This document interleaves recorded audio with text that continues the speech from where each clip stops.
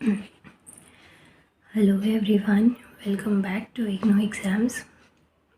आज मैं इग्नू के कोर्स BPCS 187 करवाऊँगी आपको, मैनेजिंग ह्यूमन रिसोर्सेज। तो देखिए, इस बुक में ना आपके पास में 3 ब्लॉक दे रखे हैं, जिसका फर्स्ट ब्लॉक की 4 यूनिट्स मैंने करवा दी हैं। आज मैं आपको सेकेंड ब्लॉक की लास्ट यूनिट करवाऊँगी, यूनिट 8। इसकी 3 यूनिट्स मैंने करवा दी है। आज हम यूनिट 8 करेंगे, यूनिट 9 करेंगे, थर्ड ब्लॉक की फर्स्ट यूनिट, और यूनिट 10 करेंगे। बचे हुए टोटल 5 चैप्टर्स है, जिसको मैंने 2 पार्ट्स में डिवाइड कर दिया था। आज मैं आपको 3 यूनिट्स कराऊंगी, इससे सेकंड पार्ट में आपको लास्ट की 2 यूनिट्स मिल जाएंगी। सो स्टार्ट करते हैं परफॉर्मेंस अप्रेजल से। यूनिट 8 है ये देखिए, यूनिट 8 आपको दे रखी है, परफॉर्मेंस अप्रेजल क्या होता है। जैसे कि कोई भी जो एम्प्लॉय है किसी ऑर्गेनाइजेशन में काम करता है, तो जो उनकी परफॉर्मेंस होती है उसको जज करने के लिए बहुत सारे मेथड्स होते हैं, बहुत सारे प्रोसीजर्स होते हैं। परफॉर्मेंस अप्रेजल क्या है? Refers to the various procedure and methods that may be used in order to evaluate the performance of an employee in an organisation. Same बात जो मैंने आपको बोली वो यहाँ पे लिखी हुई है।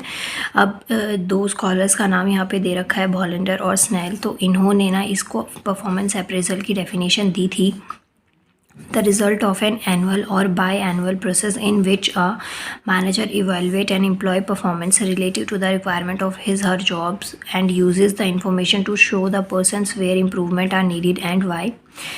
अब देखिए, पहली जो डेफिनेशन है उनके अकॉर्डिंग यहाँ पे ना आपको 2 डेफिनेशंस दे रखी हैं।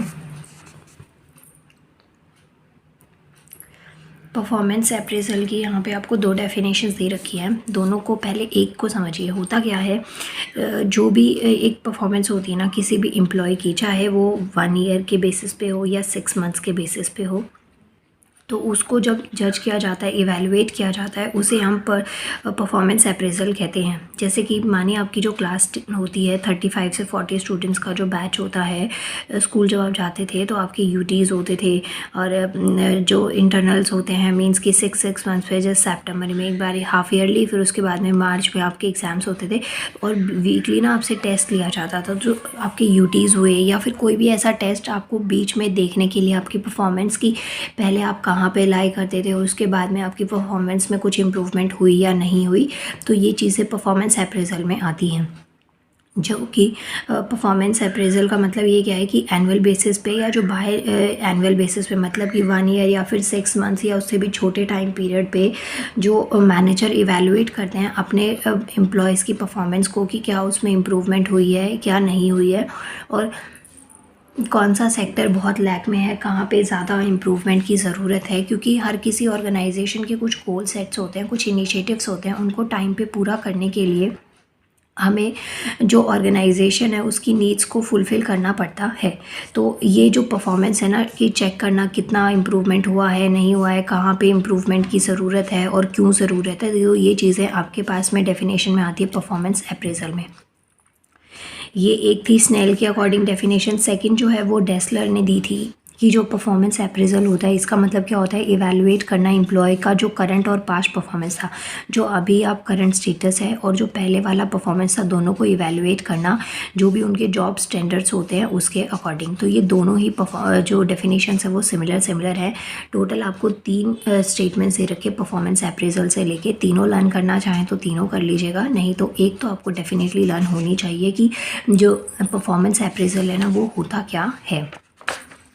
इसके बाद में यहाँ पे कुछ आपको ऑब्जेक्टिव्स दे रखे हैं परफॉर्मेंस अप्रेजल की, जैसे कि to make decision regarding promotion, demotions and termination. जो परफॉर्मेंस अप्रेजल है वो क्यों इंपॉर्टेंट है, कोई भी जो ऑर्गेनाइजेशन है वो अपने टीम फेलोज़ को या जो एम्प्लॉयज़ होते हैं ना उनके बारे में अप टू डेट रहते हैं।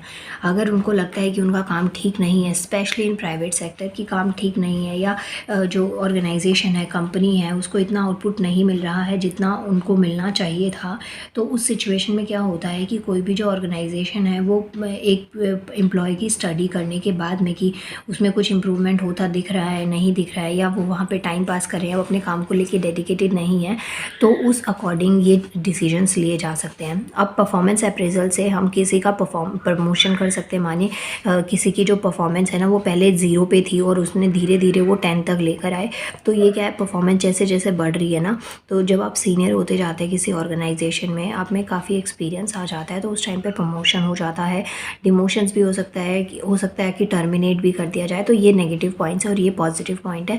तो परफॉर्मेंस अप्रेजल से ये तीनों में से कुछ भी हो सकता है।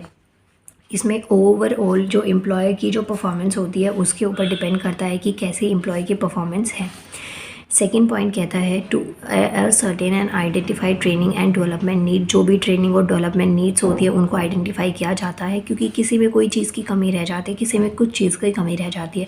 तो परफॉर्मेंस अप्रेजल से जो सबका वीक पॉइंट होता है उसको ठीक करने का काम किया जाता है। नेक्स्ट है to make decision regarding confirmation of employees after their prohibition period, और to make decision regarding pay raise and incentives etcetera. तो यही ऊपर वाले पोर्शन से ही है कि कहाँ पे आपको उनको उनका जो पेमेंट है या जो भी उनका वहाँ पे परफॉर्मेंस उस अकॉर्डिंग जो भी आप उनको इंसेंटिव्स देते हैं, जो भी आप उन्हें बताते हैं, उसमें कम या ज़्यादा चीज़ें हो सकती हैं। To provide performance related feedback to the employees, to provide the channels of communications between the employee and the immediate superiors, so that there can be discussion on organization as well employee personal goals. ये कुछ points आपको personal appraisal के दे रखे हैं कि मतलब जो performance होती है ना उसके अकॉर्डिंग आपका काम और जो भी आपकी अर्निंग होती है वो चीज़ें मैटर करती है, स्पेशली इन प्राइवेट सेक्टर। तो ये चीज़ें आपको ध्यान में रखनी है। गवर्नमेंट सेक्टर में भी ऐसा होता है, लेकिन जैसे लोगों की मैंटेलिटी होती है कि वहाँ पे काम इतना होता नहीं है, एक फ़िक्स सैलरी का सोर्स आपके पास में हो जाता है, तो थोड़ा बहुत ना लेज़ीनेस लोगों में आ जाती है। ये पॉइंट्स आप परफॉर्मेंस अप्रेजल में लिख सकते हैं। इसके अलावा जो परफॉर्मेंस अप्रेजल है उसका यूज़ किया जाता है डेवलपमेंट पर्पस से, कि जो ग्रोथ और डेवलपमेंट बढ़े, क्योंकि अब जब किसी की कमियों पे वर्क करते हैं तो वो चीज़ें आगे बढ़ने लगती है। मानिए आपको 4 सब्जेक्ट्स पढ़ने हैं, मैथ्स, इंग्लिश, साइंस और सोशल, और आपको पता है कि आपका ना मैथ्स वीक है, तो आपने क्या किया, बाकी के 3 सब्जेक्ट्स को थोड़ा कम टाइम दे दिया, मैथ्स को ज़्यादा टाइम दे दिया उसको इक्वल लाने के लिए बाकी सब्जेक्ट्स के। तो ये चीज़ें क्या होती है, एक डेवलपमेंट पर्पस से होता है जो परफॉर्मेंस अप्रेजल होता है, कि जहाँ पे आपका वीक पॉइंट है उसको आपने स्ट्रॉन्ग कर लिया। एडमिनिस्ट्रेटिव पर्पस से हो सकता है, जैसे डिसीजन मेकिंग में, ऑर्गेनाइजेशनल पर्पस पे हो सकता है और डॉक्यूमेंटेशन पर्पस पे हो सकता है। सो इन शॉर्ट क्या चीज़ ध्यान में रखनी है, जो परफॉर्मेंस अप्रेजल है ना वो 4 पार्ट्स में उसको डिवाइड किया गया है। एक डेवलपमेंट पर्पस से होता है, एडमिनिस्ट्रेटिव पर्पस, और एक ऑर्गेनाइजेशनल पर्पस और डॉक्यूमेंटेशन पर्पस। तो इन 4 पर्पस से जो परफॉर्मेंस अप्रेजल है उसको यूज़ किया जाता है। अब इस पैराग्राफ में आपको जो परफॉर्मेंस अप्रेजल है ना उसको 2 पार्ट्स में डिवाइड करके समझा रखा है। एक होता है इनफॉर्मल और एक होता है फॉर्मल। इनफॉर्मल परफॉर्मेंस का मतलब क्या होता है कि जहाँ पे देखिए ये लिखा हुआ इनफॉर्मल परफॉर्मेंस क्या होता है, जहाँ पे आप रेगुलर बेसिस पे किसी के टच में रहते हैं या रेगुलर बेसिस पे आपको देखा जाता है, आपकी परफॉर्मेंस को समझा जाता है। और ये बहुत ज़्यादा इफ़ेक्टिव हो सकता है इमीडिएट सुपरवाइज़र्स के लिए, कि जो भी एम्प्लॉय की परफॉर्मेंस है उसको रेगुलर बेसिस पे देखना और रिपोर्ट करना, और शॉर्ट कमिंग्स में, जिससे कि आप अगर थोड़ी बहुत मिस्टेक उसी टाइम पे होती है तो आप उसको इम्प्रूव कर सकते हैं। तो जो ये इनफॉर्मल परफॉर्मेंस है ना ये काफ़ी कॉस्ट इफेक्टिव होता है और फीडबैक इंस्टेंटली रिसीव किया जा सकता है by the employee with regard to his performance. तो ये चीज़ें आपको इनफॉर्मल में होंगी। लेकिन जो फॉर्मल जो परफॉर्मेंस अप्रेजल होता है ना वो 6 मंथ्स या उससे ज़्यादा टाइम पे 1 ईयर तक में जब हम किसी की परफॉर्मेंस को मेजर करते हैं तो उसे हम फॉर्मल परफॉर्मेंस कहते हैं, फॉर्मल अप्रेजल कहते हैं। अब देखिए इनफॉर्मल का एग्जांपल आप कैसे, मानिए एक टीम लीडर है और टीम लीडर के पास में ना या ग्रुप लीडर लगा लीजिए 5 से 6 की ना टीम है, आप एक टीम में 5 to 6 जने हैं और जिनके ऊपर एक हेड है। तो अब वो जो एक हेड है ना वो क्या है, वो आपको ना रेगुलर बेसिस पे ऑब्जर्व करते हैं। वो उनका काम होता है कि उनको रेगुलर बेसिस पे आपके ना अपडेट्स रखने हैं कि 5 से 6 जो उनके अंडर काम कर रहे हैं वो कितना काम कर रहे हैं, काम ठीक से करते हैं या नहीं करते। और फिर जो ये हेड है ना इनके सीनियर के पास में जो रिपोर्ट पहुंचती है वो पहुंचती है 5 to 6 मंथ्स में। तो ये चीज़ें क्या होती हैं, एक जूनियर लेवल पे जब होता है ना तो वो इनफॉर्मल परफॉर्मेंस हो गई कि रेगुलर बेसिस पे आपको चेक किया गया, आपकी परफॉर्मेंस को ऑब्जर्व किया गया, क्योंकि आप ज़्यादा कैंडिडेट्स नहीं थे।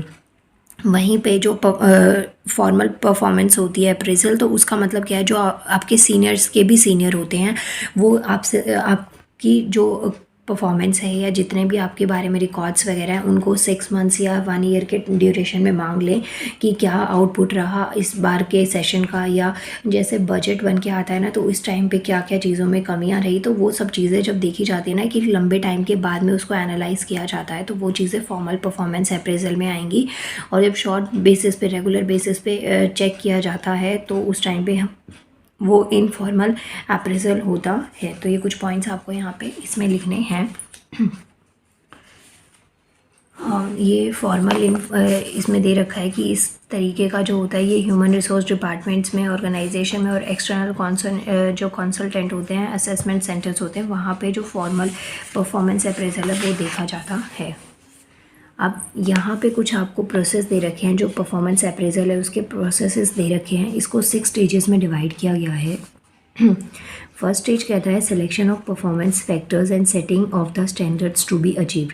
तो जो फर्स्ट स्टेज है ना उसके अकॉर्डिंग जो सिलेक्शन ऑफ परफॉर्मेंस फैक्टर्स हैं और setting of the standards achieved है, इसका मतलब क्या है कि आप जो भी एम्प्लॉयज़ होते हैं ना उनको एक चीज़ का क्लियर आइडिया हो जाना कि गोल क्या है, ऑब्जेक्टिव्स क्या है, क्या चीज़ें उनको अचीव करनी है या क्या चीज़ कहाँ पे है। क्योंकि हर एक ऑर्गेनाइजेशन का अपना एक गोल सेट होता है कि यहाँ तक ऑर्गेनाइजेशन जाना चाहता है या इस पीक पे वो है और वो और ज़्यादा उसे ग्रोथ करनी है। हर एक एम्प्लॉय का अपना एक गोल होता है कि अभी मेरी सैलरी मानिए 5 to 6 के है, उसके बाद में मुझे बढ़ानी है 15 से 20 के। तो ऐसे ऐसे करके ना ये चीज़ें सेट्स होती हैं। तो ये चीज़ यहाँ पे बता रखा है कि क्या चीज़ आइडिया होना चाहिए गोल और ऑब्जेक्टिव के लिए और क्या अचीव करना है इस चीज़ के ऊपर। Now, thus the employee should not only be aware about the goals he/she to achieve, but also used for informed about the necessary performance factors and standard to be achieved by them. तो जो भी employees को aware तो होना चाहिए goals के लिए क्या क्या उन्होंने achieve किया, लेकिन उसके साथ साथ ये भी चीज़ की होनी चाहिए performance factor क्या है, क्या चीज़ें वो achieve कर सकते हैं और कितना अभी तक उन्होंने किया है। तो ये सब चीज़ें आपके फर्स्ट स्टेज में आती हैं, selection of performance factors and setting of the standards to be achieved. Second stage क्या कहता है, setting the period for performance appraisal. तो जो सेटिंग करनी हो period for appraisal performance appraisal में, तो इसमें क्या चीज़ होता है, एक पीरियड का मतलब होता है एक टाइम ड्यूरेशन कि इतने टाइम तक ना आपको ये चीज़ सीखनी है। नोटिफिकेशन होता है, जैसे आप अगर एज अ फ्रेशर कहीं पे जाते हैं तो आपकी ना 2 से 3 मंथ्स की प्राइवेट सेक्टर में कहीं पे ट्रेनिंग है, तो ये क्या है, ये टाइम है 2 से 3 मंथ्स का। अब आप एज अ एम्प्लॉय बिल्कुल ही नालायक है तो आप इस 2 से 3 टाइम को आप अचीव ही नहीं कर सकते। लेकिन अगर आप डेडिकेट हैं, थोड़े टाइम बाद भी अकल आके मेहनत करने लगते हैं, तो उतने टाइम में आप इसको अचीव कर लेते हैं। तो ये चीज़ें यहाँ पे आपको समझा रखी हैं। थर्ड पॉइंट है selecting the methods for performance appraisal, setting the stage for performance appraisal to be carried out. अब यहाँ पे क्या होता है कि जैसे ना आपके पास में एक प्रॉपर साइज़, नेचर जो भी ऑर्गेनाइजेशन का है या जो फाइनेंशियल बजट होता है ना वो अवेलेबल होना चाहिए कि इतनी इतनी चीज़ें हैं और इसमें आपको ये चीज़ एक्टिविटीज़ करके कंप्लीट करके देनी है। नेक्स्ट आता है measuring the performance of the employee. बहुत ज़्यादा इंपॉर्टेंट है। जो परफॉर्मेंस होती है ना एम्प्लॉयज़ की वो फॉर्मल और इनफॉर्मल बेसिस पे मेजर करी जाती है, रेगुलर बेसिस पे भी और एक 5 to 6 ईयर्स के लार्ज टाइम पीरियड पे भी। जो शॉर्ट ड्यूरेशन चैलेंजेस होते हैं ना, डे टू डे के जो टारगेट्स होते हैं उनको रेगुलर बेसिस पे देखा जाता है और जो मंथली या ईयरली बेसिस के जो टारगेट होते हैं उनको लॉन्ग टाइम पीरियड के बाद में असेस्ट किया जाता है और रिकॉर्ड किया जाता है उनकी जो परफॉर्मेंस होती है उसको। नेक्स्ट है फिफ्थ आता है communication of the result for the performance appraisal और गिविंग फीडबैक। तो ये तो यहाँ पे जैसे जो कम्युनिकेशन हो गया रिजल्ट का, या फिर यहाँ पे जैसे फीडबैक होता है कि लास्ट में आप एक कंक्लूजन देते हैं, result obtained are then communicated to the employees in the systematic manner. Last point आता है application of the result of performance appraisal. तो इसको भी यूटिलाइज़ करना पड़ता है सूटेबल इंटरवेंशन स्ट्रेटजीज़ के लिए। ठीक है गाइस, तो देखिए यहाँ पे आपको ना 6 स्टेजेस दे रखे हैं परफॉर्मेंस जो है प्रोसेस दे रखा है जो परफॉर्मेंस अप्रेजल होते हैं इनके, तो इनको आप पढ़ लीजिएगा। कई बार क्वेश्चन आपसे 1 या 2 स्टेज का पूछ लेते हैं, कई बार आपसे सारे स्टेज पूछे जाते हैं, तो वो आपको पढ़ना है। किसी भी तरीके से इन चीज़ों को छोड़िएगा मत। ये यूनिट 8 हो गई है। अब चलिए यूनिट 9 करते हैं। यूनिट 9 में क्या है, यूनिट 9 है हमारा जो टॉपिक है यूनिट 9 का। वेट अ मिनट, देखिए यूनिट 9 ये है एम्प्लॉय रिटेंशंस एंड एंगेजमेंट्स। देखिए पहले तो इसमें आपको 2 चीज़ें मैं समझाऊंगी। एक तो होता है एम्प्लॉय टर्नओवर और रिटेंशन, दोनों क्या चीज़ें होती हैं इसको हम डेप्थ में समझेंगे। अगर हम एम्प्लॉय टर्नओवर की बात करें तो ये एक रेशो होता है एम्प्लॉयज़ का जो कि ऑर्गेनाइजेशन को छोड़ते हैं। ऑर्गेनाइजेशंस को छोड़ने के पीछे उनकी अपनी पर्सनल चॉइस भी हो सकती है, उनका काम भी हो सकता है, परफॉर्मेंस भी हो सकती है कि वो ऑर्गेनाइजेशन के जो गोल्स हैं, जो सेट्स हैं, उसको वो मीट नहीं कर पाते, इसकी वजह से ऑर्गेनाइजेशन के जो एम्प्लॉयज़ हैं वो उनको फायर कर दें। तो ये जो एम्प्लॉय टर्नओवर ना, इसमें बेसिकली बात करी जाती है कि किन एम्प्लॉयज़ ने, कितने नंबर ऑफ़ एम्प्लॉयज़ ने ऑर्गेनाइजेशन को छोड़ा है।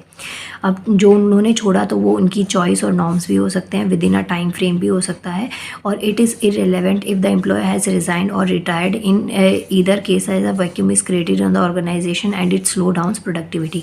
अगर कोई टाइम पीरियड कंप्लीट करके जाता है ना तो वो इतना ज़्यादा दिक्कत नहीं आती है, लेकिन अगर मानिए ऑर्गेनाइजेशन किसी पर्सन को रिज़ाइन करवा दे, कोई रिज़ाइन कर दे या फिर किसी को रिटायरमेंट लेनी हो, वो भी ऑन द इमरजेंसी, जैसे बिना अभी एज है, टाइम है, फिर भी अगर किसी को ऑर्गेनाइजेशन लेनी हो और रिटायरमेंट लेनी हो और वो एम्प्लॉय काफ़ी अच्छा वर्किंग में हो, तो उस टाइम पे जो ऑर्गेनाइजेशन की प्रोडक्टिविटी होती है वो काफ़ी हद तक स्लो डाउन हो जाती है।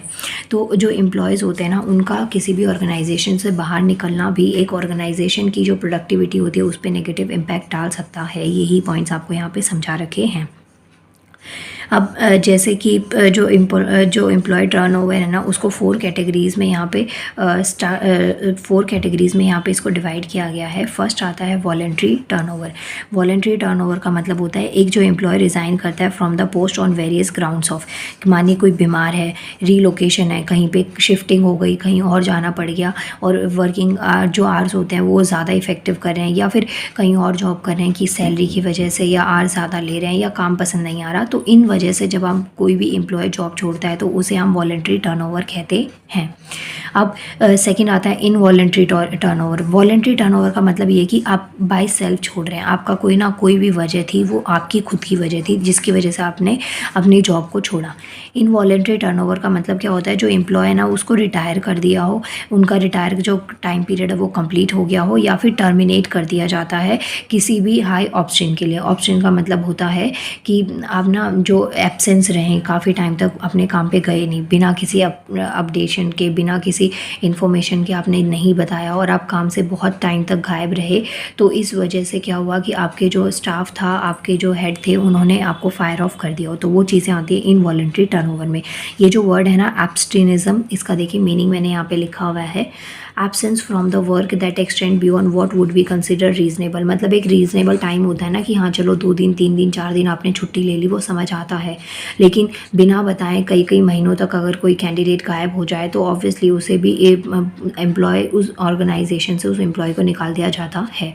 तो ये चीज़ें जो है ना इनवॉलंटरी टर्नओवर पे आ जाती हैं। नेक्स्ट आता है डिज़ायरेबल टर्नओवर। तो इसमें क्या है, replacing under productivity employee with new talent और स्किल।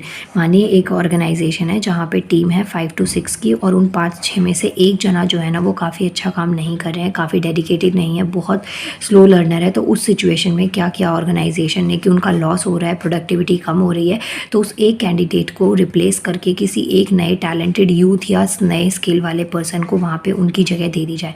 तो ये चीज़ क्या होती है, डिज़ायरेबल टर्नओवर होता है, जहाँ पे ऑर्गेनाइजेशन ने अपनी नीड के अकॉर्डिंग एम्प्लॉय को वहाँ से फायर कर दिया हो। इसके बाद में नेक्स्ट आता है अनडिज़ायरेबल टर्नओवर। तो यहाँ पे आप अपनी स्किल या जो प्रोडक्टिव एम्प्लॉय होते हैं उसको जब एक ऑर्गेनाइजेशन खो देता है तो उसे हम अनडिज़ायरेबल टर्नओवर कहते हैं। तो देखिए यहाँ पे मैंने आपको जो एम्प्लॉय टर्नओवर है इसमें 4 पार्ट्स बताए। एक होता है voluntary, second involuntary, third desirable और नंबर 4 इज़ अनडिज़ायरेबल टर्नओवर। अब यहाँ पे जैसे कि कुछ और भी वजह होती है जिसकी वजह से जो एम्प्लॉय है वो ऑर्गेनाइजेशन को छोड़ देते हैं या फिर ऑर्गेनाइजेशन एम्प्लॉय को बाहर निकाल देती है। तो कुछ रीज़न यहाँ पे दे रखे हैं कि why employees leave can be a lack of satisfaction at work. तो जो एम्प्लॉयज़ क्यों चले जाते हैं, एक तो लैक ऑफ सेटिस्फेक्शन, जो उनको सेटिस्फेक्शन नहीं मिल पाता अपने काम से, या फिर जो बेटर प्रोस्पेक्टिव्स मिल सकते हैं या कुछ और अल्टरनेटिव्स, कहीं और अच्छा काम, अच्छी सैलरी मिल सकती है इस वजह से भी, या फिर जो वर्क प्लेस है वहाँ पे कोई नेगेटिव नेगेटिव एक्सपीरियंस हो गया हो तब छोड़ देते हैं। इनएडिक्ट रिलेशनशिप्स हो जाते हैं विद इमीडिएट सुपरवाइज़र और कलीग्स के साथ में कि कोई छोटा झगड़ा हो जाना या ठीक से बिहेवियर नहीं हो पाना उनका, तो इन सब की वजह से रोल क्लैरिटी सही नहीं है, जॉब डिज़ाइन ठीक नहीं है। तो बहुत सारी ऐसी एम्प्लॉय की अपनी पर्सनल वजह भी हो सकती हैं जिसकी वजह से एक एम्प्लॉय अपने ऑर्गेनाइजेशन को छोड़ देता है।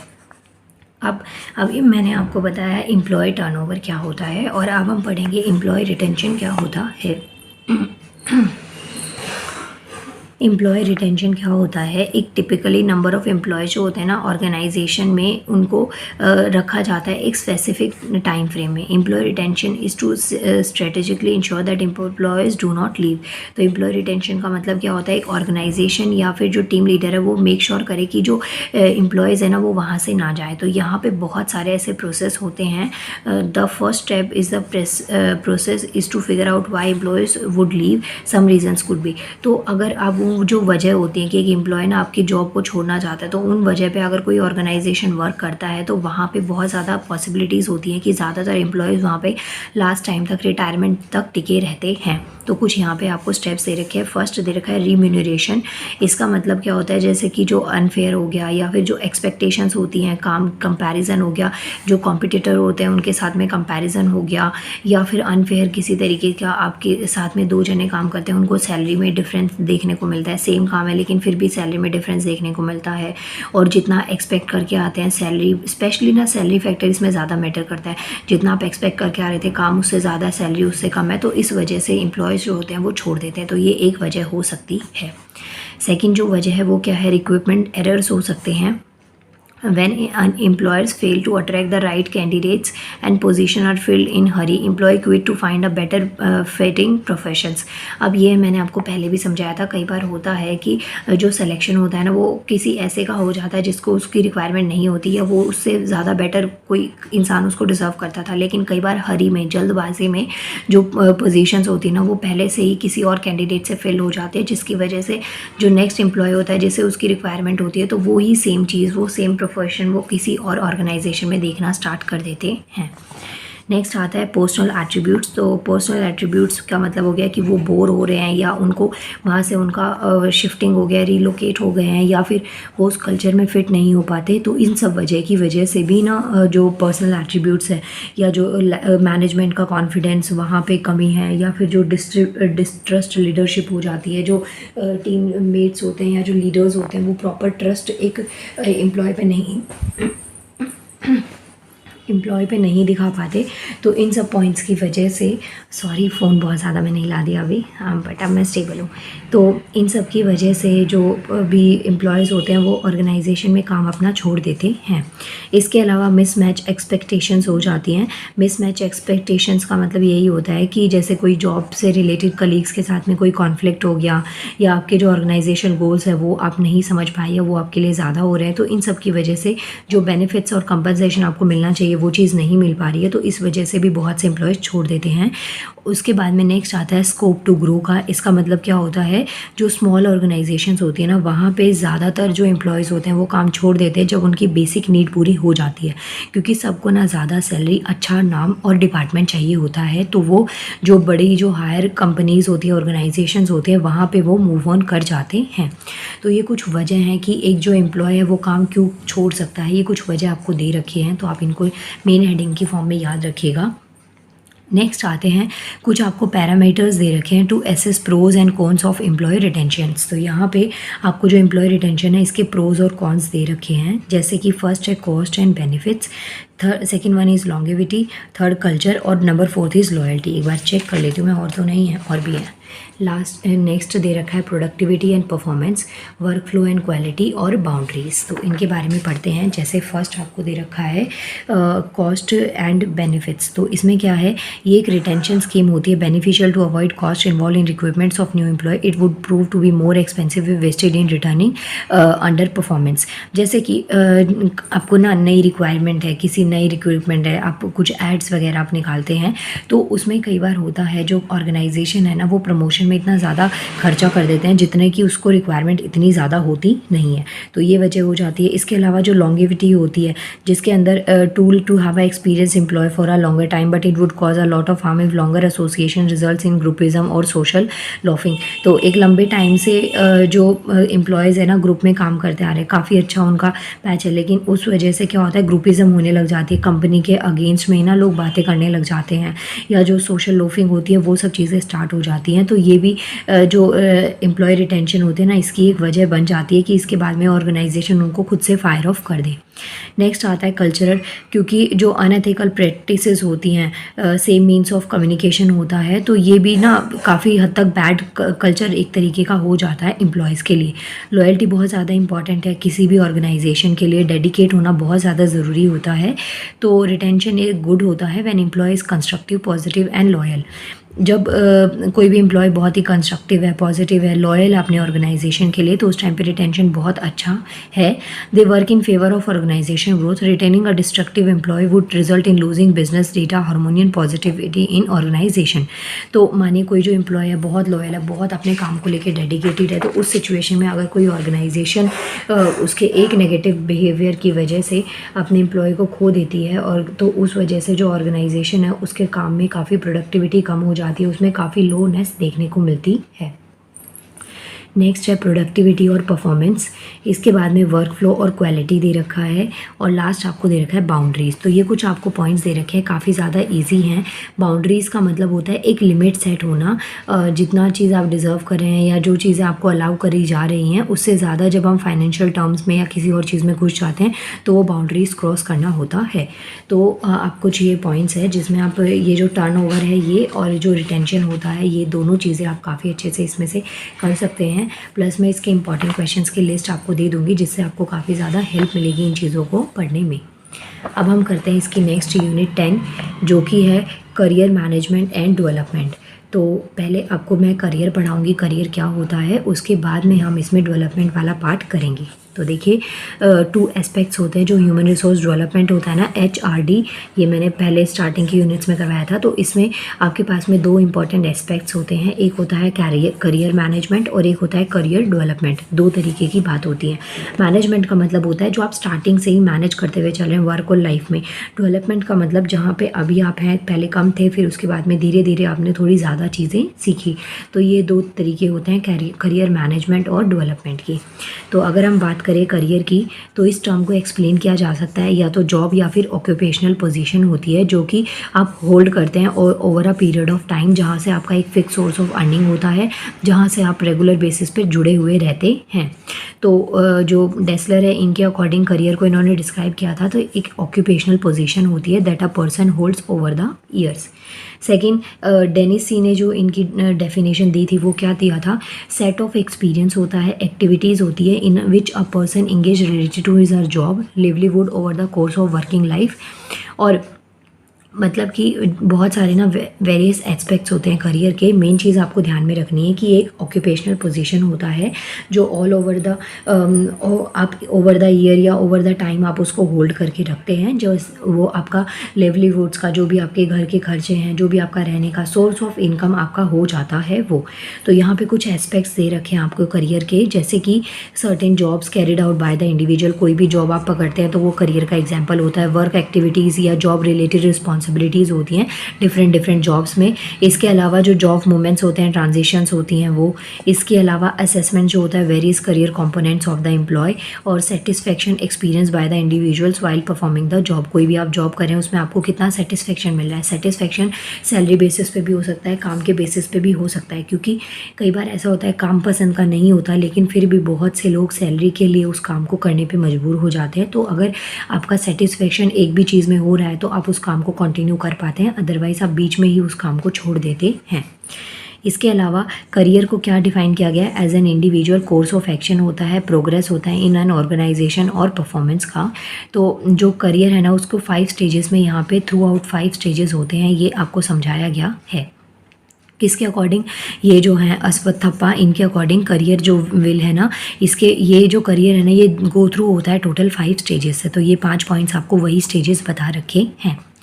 फर्स्ट की बात करें तो individuals enter in an organization and the process of career planning that is self directed will start.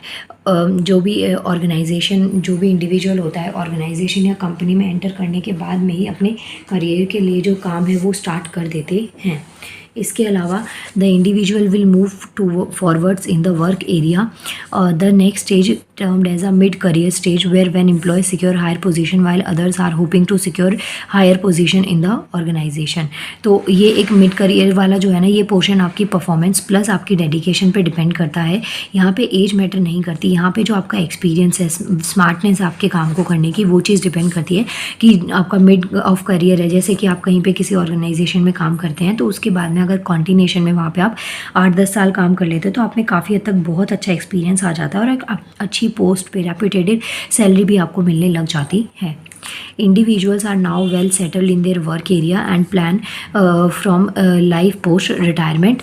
और जो भी इंडिविजुअल होता है ना, जो भी उसका करियर होता है वहाँ पे वो सेट हो जाते हैं और जो भी उनका पोस्ट रिटायरमेंट का टाइम पीरियड होता है उसके बाद में वो क्या करेंगे, वो चीज़ का भी सेटलमेंट हो जाता है, वहीं पे ये चीज़ डिसाइड हो जाती है, specially in government sector. The career ends in the organisation. The individual could also be rehired at this stage और could lead to the retired life. तो ये कुछ पॉइंट्स आपको यहाँ पे दे रखे हैं। स्टार्टिंग जॉइनिंग से लेके जो रिटायरमेंट तक का टाइम पीरियड होता है ना, वो सारे पॉइंट्स आपको यहाँ पे समझा रखे हैं। इसके बाद में यहाँ पे कुछ करियर डेवलपमेंट इनिशिएटिव्स आपको दे रखे हैं, जैसे कि फर्स्ट है वर्कशॉप ऑन करियर प्लानिंग हो गया, और या फिर करियर रिलेटेड जो काउंसिल होती है, जैसे वर्कशॉप जो है ना करियर प्लानिंग पे, इसमें क्या होता है आपको बताया जाता है कि आप कैसे और किस तरीके से अपने जो करियर है उसको आप प्लान कर सकते हैं। कुछ आपको इंपॉर्टेंट एस्पेक्ट्स बताए जाते हैं, बहुत सी एक्टिविटीज़ होती हैं, करियर डेवलपमेंट प्रमोट किया जाता है कि आपके लिए जो करियर है ना उसकी क्या इंपॉर्टेंस है, किस तरीके से आप कहाँ पे अपनी कैसी स्किल्स को एनहेंस करके अपने करियर को अच्छा बना सकते हैं।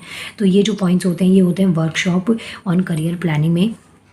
नेक्स्ट आता है करियर रिलेटेड जो काउंसलिंग होती है उसमें, कि जो एम्प्लॉयज़ होते हैं ना उनको एक करेक्ट डिसीजन लेने में हेल्प किया जाता है कि कहाँ पे जो उनकी स्किल्स होती हैं उसके अकॉर्डिंग कौन सी जॉब उनके लिए अच्छी रहेगी, किस तरीके से वो अपना एक सूटेबल डिसीजन ले सकते हैं। तो वो करियर रिलेटेड काउंसलिंग में आता है। नेक्स्ट आता है मेंटोरिंग। मेंटोरिंग का मतलब होता है कि जैसे जो एम्प्लॉयज़ होते हैं ना उनको हेल्प करना, जो न्यू जॉइनीज़ हो या जूनियर एम्प्लॉयज़ होते हैं ना उनसे उनको गाइडेंस देना, सपोर्ट देना, हेल्प होना सीनियर एम्प्लॉयज़ से कि हाँ इस तरीके से आप काम कर सकते हैं। जो आपके सीनियर्स है वो आपकी हेल्प करें। जब आप जैसे कॉलेज ज्वाइन करते हैं तो आपके सीनियर्स अगर हेल्प कर दें उसी कोर्स में कि ऐसे ऐसे पढ़ के यहाँ इस सेक्टर में आप स्कोर कर सकते हैं, तो आपको काफ़ी ज़्यादा हेल्प मिलती है। तो ये पॉइंट्स क्या होते हैं मेंटरिंग में। नेक्स्ट आता है प्रोविजन फॉर सबटेटिकल्स। सबटेटिकल्स का मतलब होता है extended period of time away from the work. तो यहाँ पे जैसे क्या होता है कि आप अपने टाइम से जो आपका वर्क परफॉर्मेंस है उससे थोड़े टाइम के लिए आप हट के कुछ नई तरीके की चीज़ें सीख रहे हैं, तो उससे जो है ना आपको जो टाइम मिलता है उसमें आप कुछ नया कर पाते हैं। अगर आप रेगुलर बेसिस पे काम करते रहते हो तो आपका दिमाग कहीं और चल ही नहीं पाता है। नेक्स्ट आता है पर्सनल डेवलपमेंट प्लान। तो इसमें क्या होता है कि जो खुद की बेसिक नीड्स होती हैं उनको कैसे डेवलप किया जाए। जो एक्शन प्लान्स होते हैं उसमें इंक्लूडेशंस होता है कि आपको अपनी फैमिली और काम के बीच में काफ़ी हद तक जो है ना एक बैलेंस करके चलते रहना है। तो वो सब चीज़ें यहाँ पे पर्सनल डेवलपमेंट प्लान्स में आती हैं। नेक्स्ट आता है आपके पास में करियर वर्कबुक। तो करियर वर्कबुक में क्या क्या चीज़ें इंक्लूड होती हैं, जैसे एक्सरसाइजेज हो गई, क्वेश्चंस, जो कि एम्प्लॉयज़ की जो स्ट्रेंथ और वीकनेस होती है वो उनको पता चले, आइडेंटिफाई कर पाएँ और उस चीज़ पे वो वर्क कर पाएँ। जो भी उनकी वीकनेस है अपने काम में उसको वो इंक्लूड कर पाएँ, जिससे कि बाद में वो उस काम से ओवरकम, उस जो प्रॉब्लम से ओवरकम कर पाएँ और अपने करियर को आगे काफ़ी अच्छा कर पाएँ। तो ये कुछ पॉइंट्स आपको यहाँ पे बता रखे हैं, जैसे कि इसमें करियर रिलेटेड पॉलिसीज़ हो सकती हैं, ऑर्गेनाइजेशन की करियर ऑप्शंस हो सकते हैं एंड सो ऑन। जैसे आप 10th करते हैं ना उसके बाद आप करियर ऑप्शंस देखना स्टार्ट करते हैं कि अब आगे क्या सब्जेक्ट लेने हैं। 12th के बाद देखते हैं कि अब 12th हो गई, कॉलेज में क्या सब्जेक्ट लें। कॉलेज होने के बाद देखते हैं चलो कॉलेज हो गई, अब जॉब कहाँ पर कर सकते हैं। तो ये चीज़ें आती हैं आपकी करियर वर्कबुक में। नेक्स्ट आता है करियर नेटवर्किंग में। तो इसका मतलब क्या है कि जो जैसे म्यूचुअल बेनिफिशियल्स होते हैं, कि जो बिजनेस इंडिविजुअल्स होते हैं, कस्टमर और क्लाइंट के, कहाँ पे आप जॉब कर सकते हैं, जो आपके फैमिली मेम्बर्स की नीड कैसी है, जो टीचर फ्रेंड्स एलुमिनीज होते हैं, उनको देखते हुए जब आप देखते हैं ना तो एक नेटवर्क डेवलप करते हैं, तो उसे हम करियर नेटवर्किंग कहते हैं। जैसे कि नेटवर्किंग कैन बी, जो नेटवर्किंग है ना वो आपके फैमिली मेम्बर्स के साथ हो सकता है, फैमिली फ्रेंड्स के साथ हो सकता है, टीचर फ्रेंड्स एलुमिनीज जो होते हैं कहीं भी कॉलेज के, ऑर्गेनाइजेशन के, तो उनके साथ साथ में हो सकता है। तो ये कुछ पॉइंट्स आपको यहाँ पे लिखने हैं करियर डेवलपमेंट इनिशिएटिव्स में। इन पॉइंट्स को मेन हेडिंग में याद रख लेना, फिर आप इनको एक्सप्लेन तो अपने आप भी कर पाएंगे।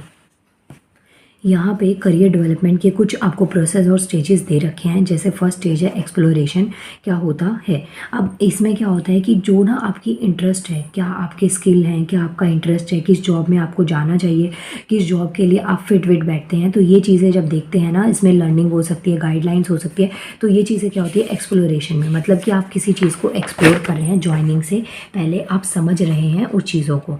तो ये चीज़ें आती हैं आपकी एक्सप्लोरेशन में, जिसमें यूजुअली सेल्फ एक्सप्लोरेशन बहुत मैटर करता है कि आपके स्किल्स क्या हैं, आपकी स्ट्रेंथ और वीकनेस क्या है, आपका इंटरेस्ट कहाँ पे है। सेकंड जो स्टेज आता है वो आता है इस्टेब्लिशमेंट। इस्टेब्लिशमेंट का मतलब क्या होगा, characterize by the advancement and growth in the career. Job related जो चैलेंजेस होते हैं वो एम्प्लॉय फेस करता है अपने कॉम्पिटेंस बढ़ाने के लिए, और जो सर्टेन एरियाज़ होते हैं उसमें एक्सपर्टीज़ के लिए। तो ये चैलेंजेस आप फेस करते हैं। कोई नया काम आप सीखते हैं, एज अ फ्रेशर जाते हैं, तो एक पर्टिकुलर टाइम के बाद में ना आप में काफ़ी ज़्यादा एक्सपीरियंस आ जाता है। हर लाइफस्टाइल में ऑल्सो इम्प्रूव द एम्प्लॉय में now engage in decision making.